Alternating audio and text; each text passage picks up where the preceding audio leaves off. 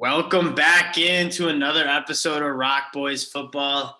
Today's episode is something I've been waiting for a very long time. We are breaking down the Wake Forest Demon Deacons, my alma mater and the team that I love watching almost the most. And so let's get into it. Per usual, if you guys like the content, like, subscribe, comment, let us know what else you guys want to see as we get closer to the college football season. We love kind of like exploring different teams and kind of like talking with you guys about it. So without further ado, Wake Forest Demon Deacons. I think the story of the Wake Forest Demon Deacons is the returning experience they have. There's not many teams out there in the country that have been helped by the COVID extra year of eligibility, I should say, than Wake Forest. They have nobody loves a 7th-year senior your guy Dave Clawson. I mean, that's what Dave Clawson's done. He's like kind of in a lot of ways like Matt Campbell, what we talked about the other day. We're not going to recruit the best. We're going to redshirt every single recruit we have, no matter pretty much how good we are. I can't remember the last time a true freshman's played Donovan Greene maybe last year, where a true freshman's played meaningful minutes. We redshirt almost everything. We get them for 5 years. Even Boogie Basham, who was a second-round pick in the NFL draft, was there for 5 years, redshirted his freshman year. That's kind of our MO. We're not going to recruit the best, but we're going to develop. And so I think the story of Wake Forest season is their experience. They return every single starter on offense comes back next year. Obviously, we'll talk about some injuries later on, but as of going into the season, they have every single guy coming back who has starting experience.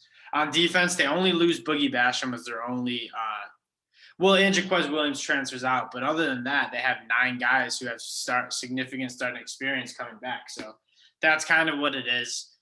Per usual, let's start with the quarterback, Sam Hartman. I know Dill has some takes on him. I do too. Dill, what do you think about Sam Hartman? Sam Hartman is a guy who, as a freshman, I thought he was going to be really, really good. Came in, really hot start. And I don't think he's made quite the jump maybe you want him to. I think there's still some wild inconsistencies. And, in games where he's not really giving him a shot, he has to give him a shot in every game. There's too many games where he's throwing picks, not completing easy passes, and just not doing enough, taking sacks, just too many mistakes. But talent's there. When he's on, he's a really good quarterback. So I think Dave Clawson and staff do a good job with guys, so hopefully he can make a jump that maybe he didn't between his freshman year and last year, which was he took like a year off of starting. But I think there's got to be a jump there for them to get over that kind of 6-6, 7-5 kind of totals. And I think that's so true, especially just the Wake Forest team in general. Some games, like Virginia or like Virginia Tech last season, they look so good. Or when they competed with NC State, they looked solid in a lot of ways, on offense particularly. And then some games like Wisconsin, Louisville. Mm-hmm. I mean, Sam Hartman looks a little – Wisconsin, for one, there was a stretch where he threw 4 straight interceptions on 4 straight drives. And they were poised to beat a very good Wisconsin team in a bowl game, and they just kind of let it go. And it was largely – and he's admitted he's taken ownership. He says, it keeps me up at night that I kind of lost the game for the team. It's not a good feeling. So he knows it was a problem. That's not a total enigma, which is what hurts, because it's you point to maybe 3 or 4 where he really didn't play at a high enough level to give Wake Forest the shots to win games. Yeah. And I think that's product of their team too, because their defense had some inconsistent performances as well. But I think Sam Hartman, like Dill said, the talent's there. He's got a pretty good arm. It's nothing to write home about. He's a very solid athlete, a little bit kind of like Brock Purdy, where it's not like I'm a Lamar Jackson or a great athlete, but I can pick up the yards when I need to. I can get out of the pocket, throw on the run when I need to. So he's got the talent. He's got that pedigree. He's got that confidence, in my opinion. He's just kind of got to put it together. It'll be his 4th year with the team, I believe. So he's had 3 seasons of starting/playing experience. So I think he's ready to make that jump. Hopefully the game slows down for him a little bit more, and he can kind of get it going. I think the story is that the chemistry with those wide receivers is going to be there. Jaquari Roberson is one of the most slept-on wide receivers in the country. I love his game. 6'1", 182, but he's super long. He's got a very, very good catch radius, and he runs one of the best routes in football. He's got just tremendous feel, and both when he's covered in man, he'll beat a guy just straight man coverage. And in zone, he just has a great feel for kind of sitting in those pockets and getting open and catching balls. He was just a lifeline of that offense, and Sam Hartman particularly, he was a lifeline for Sam Hartman on those 3rd and 5s. Like, all right, let's throw to Jaquari and let's let him make it happen. So it's going to be huge that he's back, and I would expect Jaquari Roberson to go over 1,000 yards and be one of the best receivers in the ACC and the country. Donovan Greene out for the season, according to Dave Clawson. That hurts. I mean, if anyone saw any tape on Donovan Greene, dude was supposed to be just super special. This was going to be his 3rd year with their program, and as a true freshman, he flashed. Last year, he was really starting to put it together. Had 500, almost 600 yards receiving. Super good athlete, one of the better kick returners in the country. And just, I don't know what the injury is, but he's not going to be playing this year, and that hurts bad. That being said, leaves him a little thin in terms of guys who you can count on, because it was really those two last year being the primary guys. Yep. Now, A.T. Perry, I mean, he had moments of being really pretty solid, bigger wide receiver, should be able to make contested catches, but he kind of struggled with the hands a little bit, it seemed like, last year. So he tightens that up. He can be a solid wideout. And Donald Stewart, I believe he's that grad transfer. He's the grad transfer from Stanford. He just didn't really play last year, which was I'm not really sure why. Obviously COVID was weird, and I think he was battling some injuries. So he comes back for another year. So I'm pretty sure this is his 7th year in college football. I think what you said, you're worried about like depth. I think he's good depth. I don't know if he'll be like one of the featured wide receivers. A.T. Perry, I will say, from all the beat reporters and from what I'm hearing from coaches, has had a tremendous camp in spring, and is kind of going to look to make that step and be one of those consistent guys for Wake. And then obviously Taylor Morin is more of that consistent. Roberson's kind of the star. He's the offense through the air runs through him. But Taylor Morin is kind of an emerging guy. This will be his 3rd year of the program. He's been super solid. Another guy who just gets open, is good after the catch, and just doesn't drop passes. So, I think obviously the Donovan Greene hurts because he's the one who kind of takes the top off the defense. Really just a freak athlete who, if could put stuff together, would be an All-American type guy. He's a tremendous athlete. So that hurts. But, I think they have enough guys to make it work. And I think that receiving core is not too bad. The running back position. Keep going. Sorry. The one thing I was going to say is I really think you got to hope you get something different at tight end, because you guys have been playing Brandon Chapman, seems like, for 4 years now, or however long he's been there, and he's just doesn't make plays. What do you have, like 5 catches last year, something ridiculous? He had 5 catches for 65 yards. That's just not close to what you need out of a tight end, especially on a team that doesn't they run the ball a fair amount, but it's not like a Wisconsin. They need someone at tight end to be kind of a guy who's going to make plays, and he really hasn't done it for them. I know they kind of like what he brings in leadership and blocking and all that other, but at some point you gotta be able to catch the ball. You got to be able to get open and be a little more athletic. So I don't know if you have any thoughts if there's a shot anyone else gets some snaps there, because I didn't see another tight end play last year. I do. I mean, Blake Whiteheart is going to be the other guy who he played. I think he also had 5 catches, I believe. He had 5 catches for 61 yards. So very, very similar production as Chapman. Chap obviously he's a 6-year senior, so he came in 2016. Old veteran guy. Beast in the weight room, kind of a guy you want in your locker room, tough, good leader. I know. I just don't think neither of us have been in like a college football locker room where we might not appreciate that as much. But I think you're right. There's certain things that Brandon Chapman doesn't bring to the table. He's not necessarily a matchup nightmare. Doesn't really separate that well. He's not very good after the catch. He's just not a great athlete. Not very 5 catches for a tight end who played basically every snap is not even close. I'm not defending him. All I'm saying is I don't care what he brings besides like go play special teams, if that's kind of what Yeah, you're gonna yeah. say, because like you gotta produce on the field, and that's just 5 catches isn't close to enough. Yeah, well, what it is just they don't really have any other tight ends. Blake Whitehart's the other tight end, and then they're just. I mean, I couldn't tell you who the third tight end is on that roster. They haven't really recruited the position. I think Blake Whitehart brings a little bit more athleticism to that position, so I wouldn't be surprised if we see a little bit more of him. The last 3 years, it's been Chapman and Blake Whitehart, and it's been okay, mostly Chapman, and then a little Blake Whitehart. Then last year was like more Blake Whitehart, less Chapman. And I wouldn't be surprised if Blake Whitehart takes more than 50% of the snaps for that tight end group.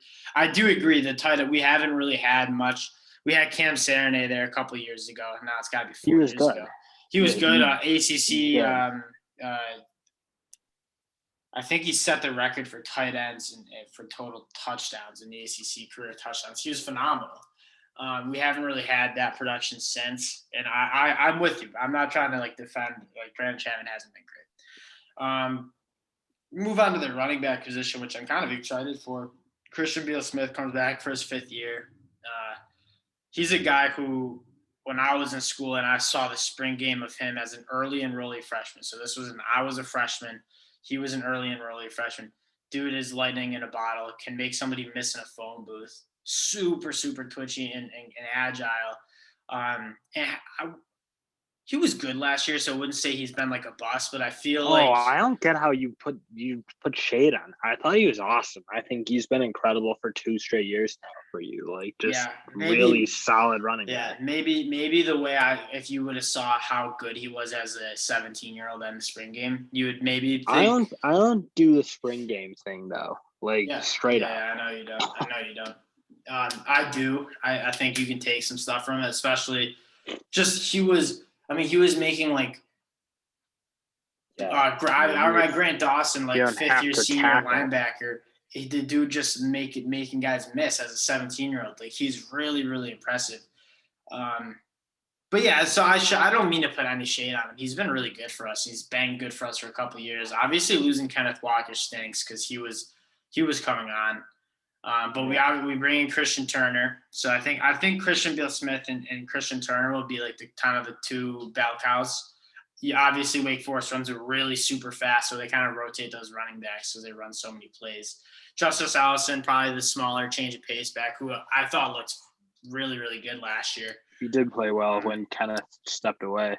Yeah, and then you got Quentin Cooley and Amani Marshall. So Justice Allison, Quentin Cooley, and Amani Marshall are all going to be 2nd-year freshmen. It's going to be a crowded room because after Christian Turner, it's going to be Allison.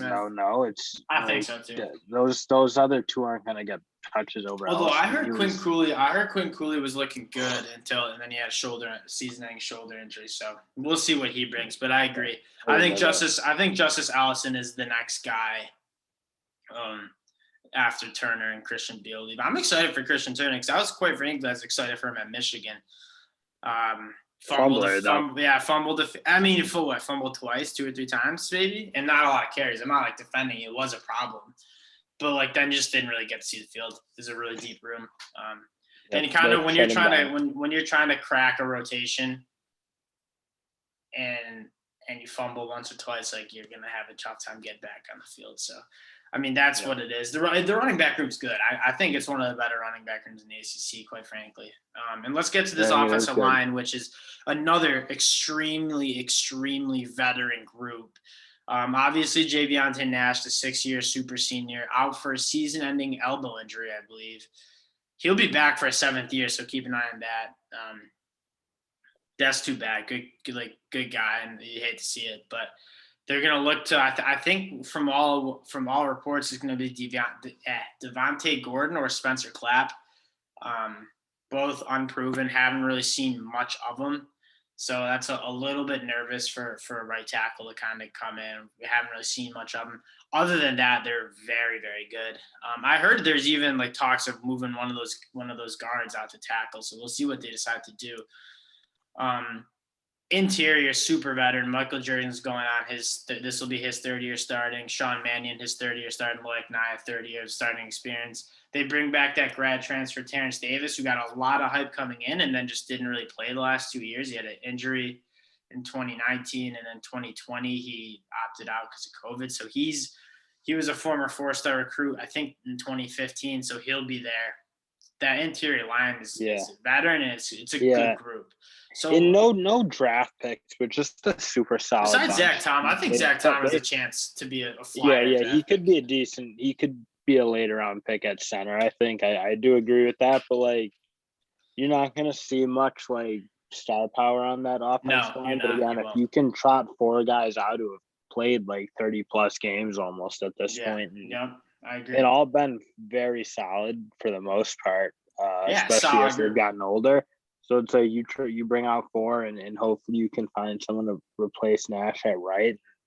It looks to be another pretty solid Wake Forest offensive line that's really gotten better and better since Clawson's taken over they've gotten older. That's what's the most encouraging is it's not just stagnant. I feel it's a team like kind of like Michigan where it's like, I don't know, like Chuck Filiaga, Stuber, just like I don't know if they're getting better or not. Sessions is Stuber, Vastardis. You know what I mean? It's like, are you guys getting better as the years go on?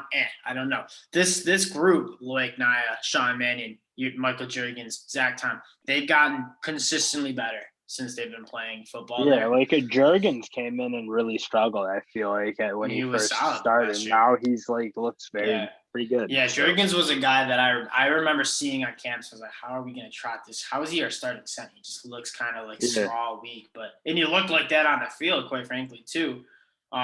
Obviously, kind of that he's got that college muscle on him now, so I think he looks good. I think he's going to be good, and so that rounds out the offense. This offense, I think, is going to be good. Some opportunity for some wide receivers to step up. I think A.T. Perry is going to be that guy. Offensive line should be solid. See, I think it really does. Sam Hartman's just got to clean it up. He's got to be a little bit more consistent. Accuracy, composure in the pocket. He's just got to run that offense better. Again, Sam Hartman, I don't know if he's going to be an NFL draft prospect, but I think he has the ability to be a very, very good college football quarterback.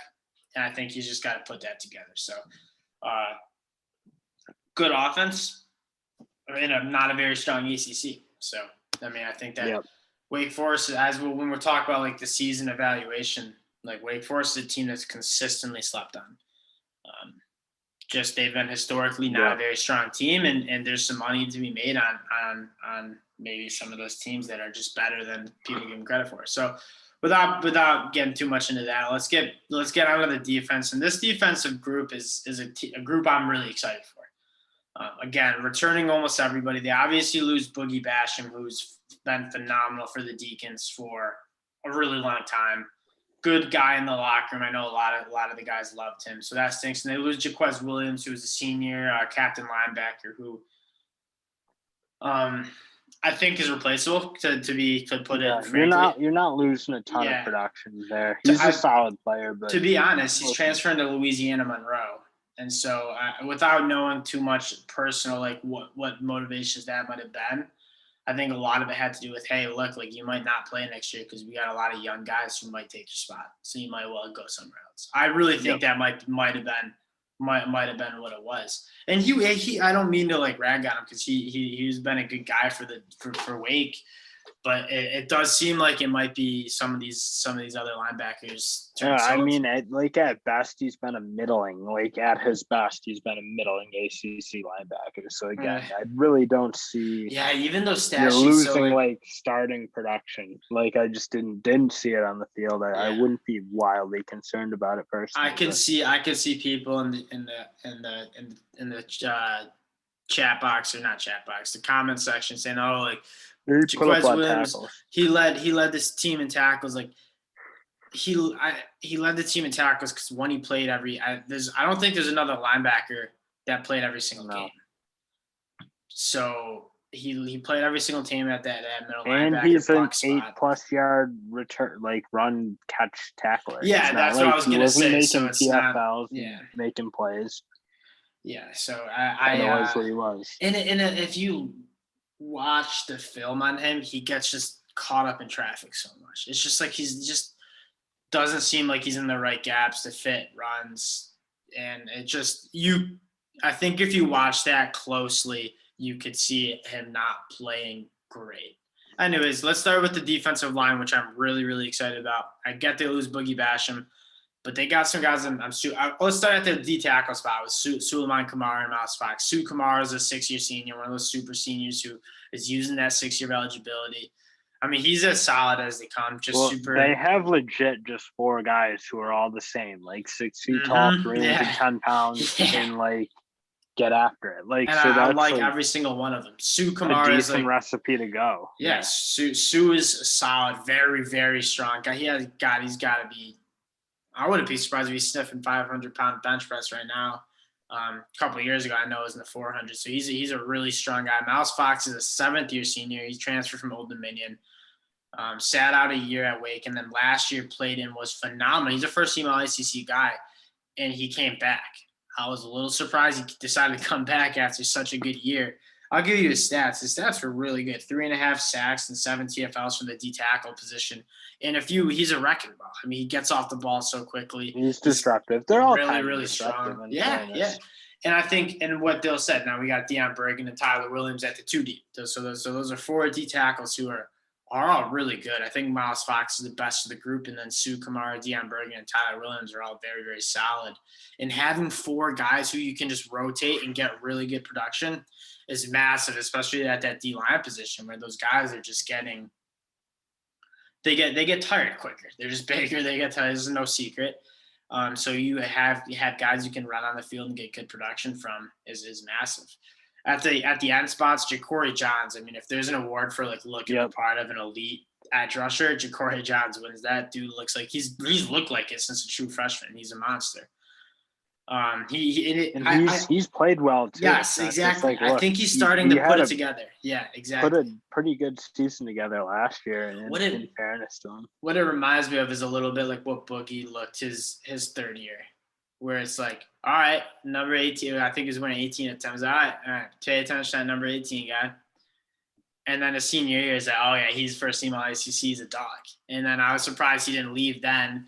Decides to come back. Has a pretty solid 5th year. I don't think it was, like, up to expectations of his, but he was really, really good. I'm looking forward to maybe a little bit of that for Jaquari.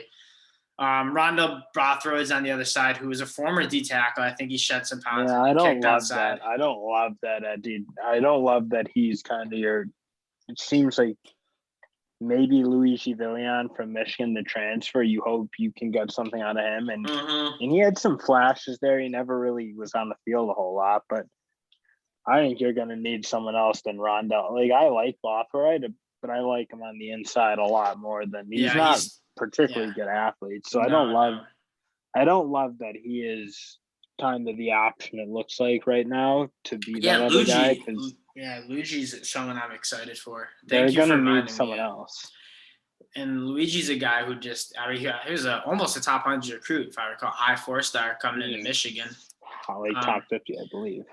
Oh, I didn't know he's that high, but yeah, he was a really promising guy coming into Michigan, and I think a combination of he probably didn't develop as well as he would have liked if you asked him. But also a couple draft picks, yeah. Yeah, and also behind a guy like Kwity Paye, behind a guy like Aiden Hutchinson,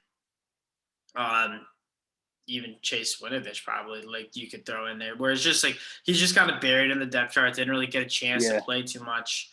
Now the concerning part is he didn't really play much last year, even when he played a decent amount, but he did play a little bit. He didn't look awesome. Yeah, it looked decent, but I wouldn't say he lived up. Bigger frame that, I mean, there is a sense like when you're 6'5" and big and long and you can use it, like, let's see if they can get something out of them. I mean, if anyone kind of twig, like, they get 100% stuff out of far less talent. So. And he's not going to be going to get up against some of those Big Ten tackles. Like, let's just face it, the ACC is not as strong. Like, the competition isn't as good. So finesse. Finesse conference. And so we'll see what he can do. I'm excited. I think I wouldn't be surprised if he's a starter at the other DN spot. So because I just don't see anybody else who's like, I feel you have any sense that they're going to be able to come in and be good. Like, that's actually a position you're kind of young at, which is weird. Like, Wake's never young anywhere, and we are young there because I know after those 3 that we named, like, I think Royce Francis will be in the mix, but I've never really gotten excited about him. Isaiah Young. Chaney, I know, is a redshirt. I think this will be his third year. He's got a good body, and I wonder what he can put together. And then we got two like true freshmen, Justine Davis and Kendra and Wayman, who apparently are playing well and might be able to play a little bit. So we'll see. We're a little younger and less deep at the edge positions. But again, we got three, I think, solid guys in the stable to get after the quarterback. So we'll see what we can do at the linebacker position. This is another. I mean, you got two of these guys are super seniors, and Jayvionte Nash and Luke Masterson coming back for their 6th year. Small group out there. It's small, but I'm a little bit more rangy. I think Luke Masterson and Jayvionte Nash formerly played safety and both kind of moved up. Luke Masterson put on some serious weight. I'm going to get his weight. Yeah, he's up to 240 now. So, I mean, he's put on weight since that. Yeah, it would be a boost, dude. I don't know. To be fair, he's been banged up the last 2 years. So I know. He's big. Yeah, I actually really like his game. I think. Dude, I'm so sad that he got hurt because he was starting to. I agree. When he played safety his sophomore and junior year, like he just didn't look like fast enough. Quite frankly, he just didn't have that range, athletic ability to kind of like work in that much space. I think you move him to linebacker, and he's put on the weight to not get bullied. So I think, and he was starting to put it together. I thought it was starting to look good. And he was playing good football last year. So that was too bad, but I'm excited for him to come back. He's another guy that you just love to have in the locker room. He's been there, knows the standard. Yeah, Smender's been kind of the guy too. So Smender's been super good. He's for having a running mate, like he's a true linebacker, good size, good athleticism, not great athleticism, but good athleticism. He's tough as nails. And a guy who's been like really pretty consistent for Wake. I think been their best linebacker for the past 2 years at least. I'd say Schmender, yeah. And Trayvon Red is another guy who's another converted safety who's just giving you speed in the box. And he's much more of a safety than Luke. Like Luke is pretty much a true linebacker at this point. Yeah, I think Trayvon Red's listed at 205, so that's small. But he's more that rover, more that like walk-in box safety nickel. Yeah. Which the only problem is I don't know how great he'll be at like more of that in coverage, which I think he'll be asked to do it. Apparently he's really good off the edge blitzing, so I'm excited. They used to do that a lot with him, so we'll see. I'm excited for that. But I think that's the position group I'm most worried about by far for Wake. I don't think it's been particularly good for the past 2 years. Like, I mean, I think it's been bad. You gotta hope. You gotta get something better. Hopefully, Schmenda.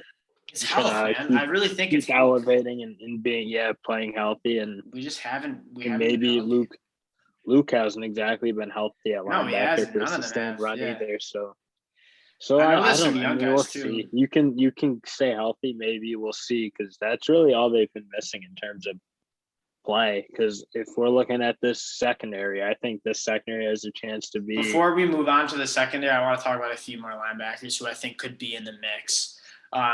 DJ Taylor is a guy who he was too bad because he looked so good at his sophomore year.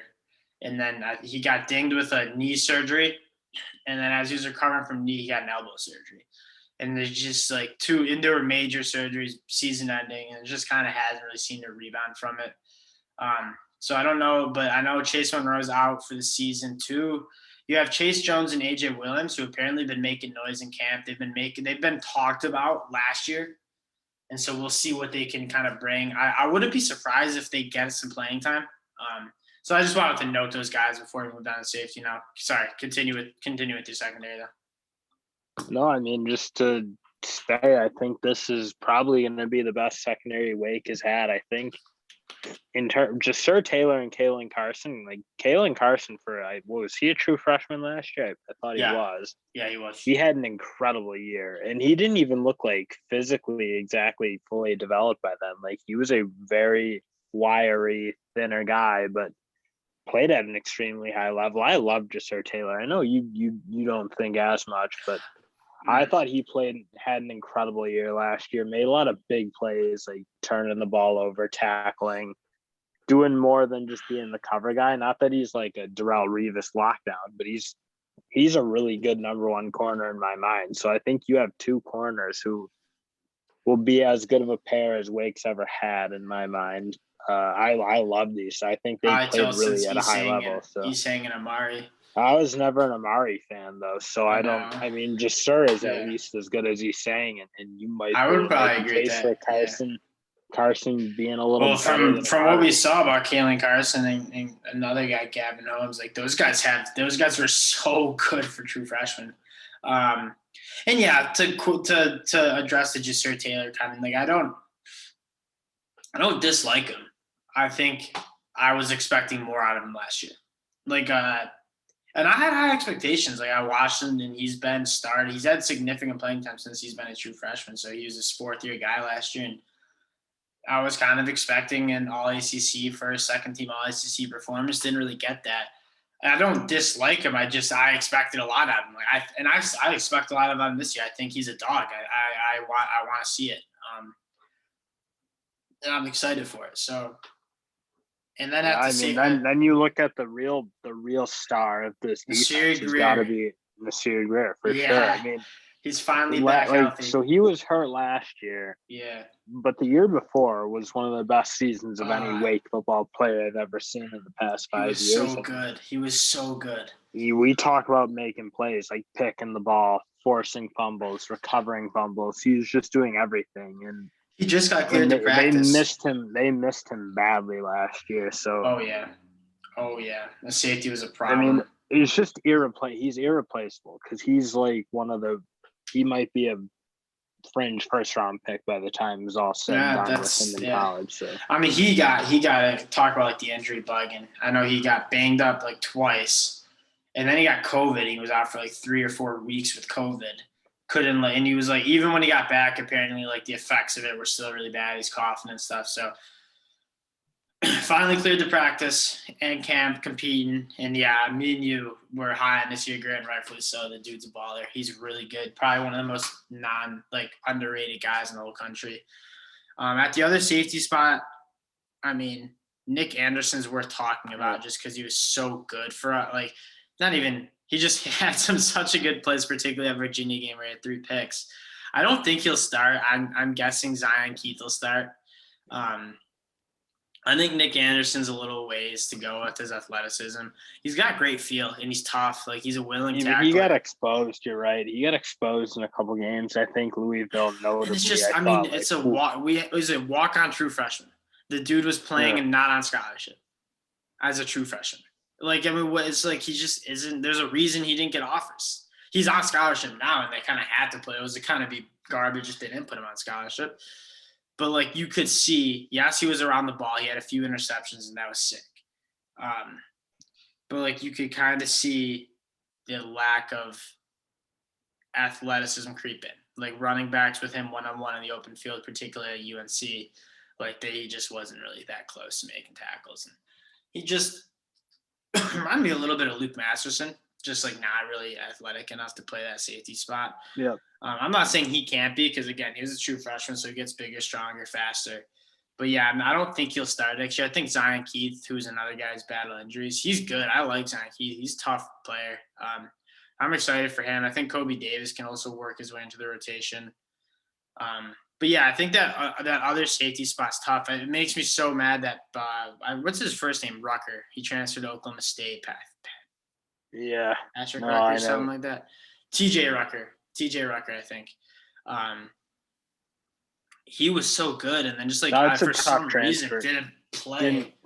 Didn't play him last year. I don't know why, but I don't know why he didn't. And he's gone. So I don't blame him. He's at that. Is what it is. But that did hurt because him and Nasir would have been nice, man. Yeah. So, I mean, that's kind of rounds out the team. It's honestly just that it's. Again, what we said, they're not the most athletic, but they're a very, very veteran group. They're smart football players. They're tough football players. Dave Clawson runs a really, really good program in a lot of ways, kind of like Matt Campbell. Not as much rah-rah, but it's those guys.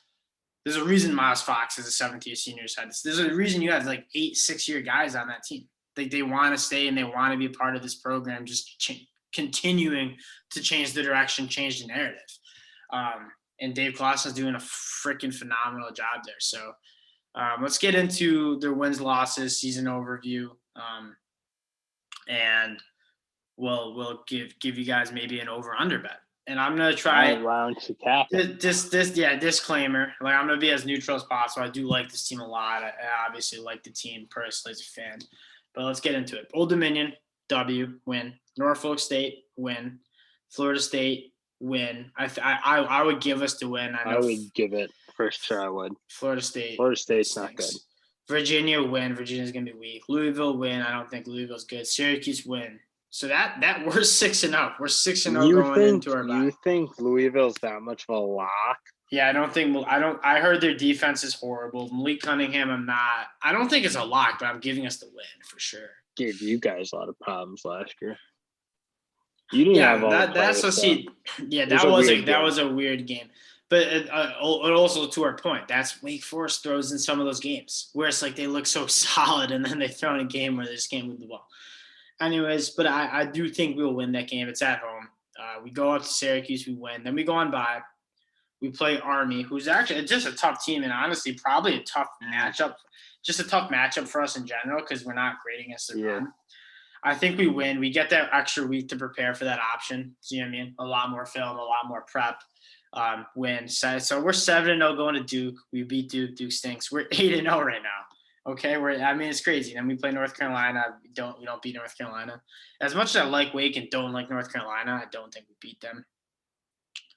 NC State's a loss. I'm very high on NC State. I don't think we're going to be able to beat them. I think that's especially a team where I think they'll just find it down our throats. Like, we historically haven't been great against the run, and I don't think we'd be very good against the run against NC State. NC State ran the ball. I don't know that it's such a lock for a loss though, unless you think NC State's going to be way better than they were last year. I think Wake should have won that game for sure, in my opinion. It's not a lock, but I'm also going to give us the loss because I've been generous with you know what I mean? Like, if I'm capping it, I'll give us the loss. Clemson loss, and then Boston College, I give us the win. That'll be close though. Boston College is a good team.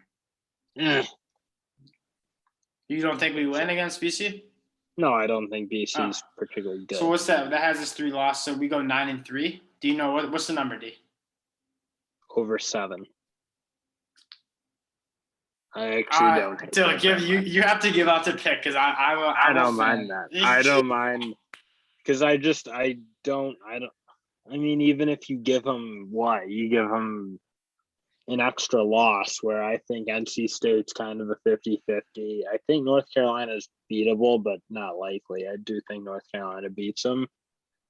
And then you're going to tell me all they have to do is either that's a push. Louisville and BC or beat NC State and lose to one of them. I actually don't hate it. It's a 7. So we flat 1, 2, 3, 4, 5. So we go into our bye week 6-0. That means we have to out of our next 6 games. Yeah, I don't mind that. We have to pick up 2 to cash it.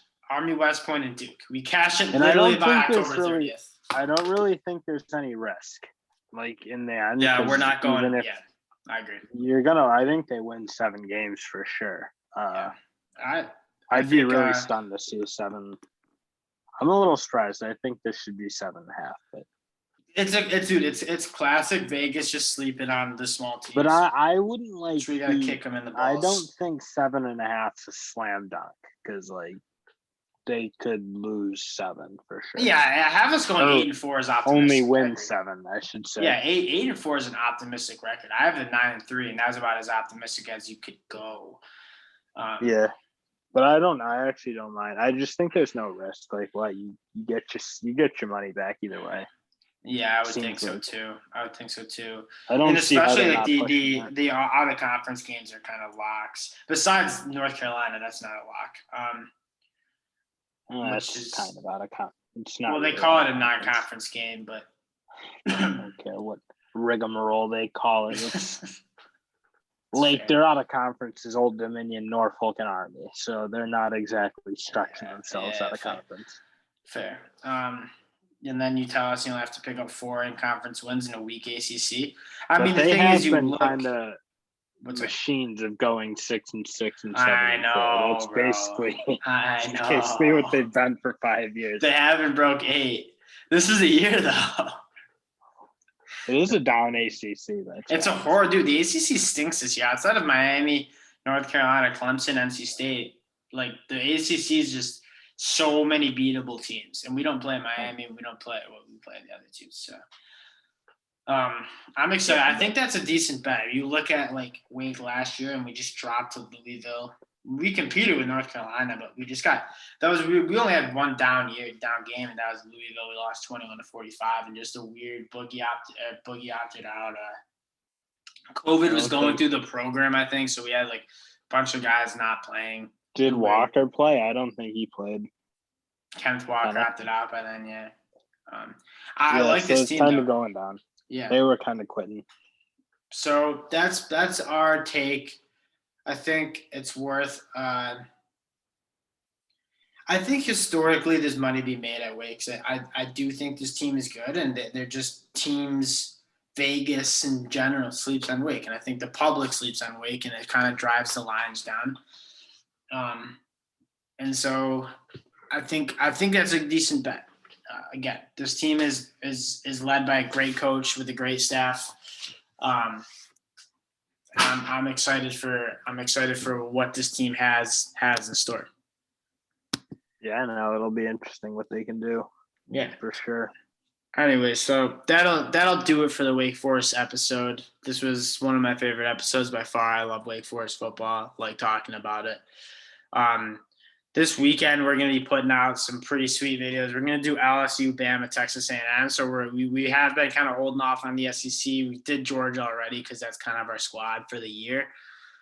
But we're going to cover some of the dogs at Bama, LSU, and Texas A&M. I think we might throw a few other SEC teams in, depending on how much film we can get in from now.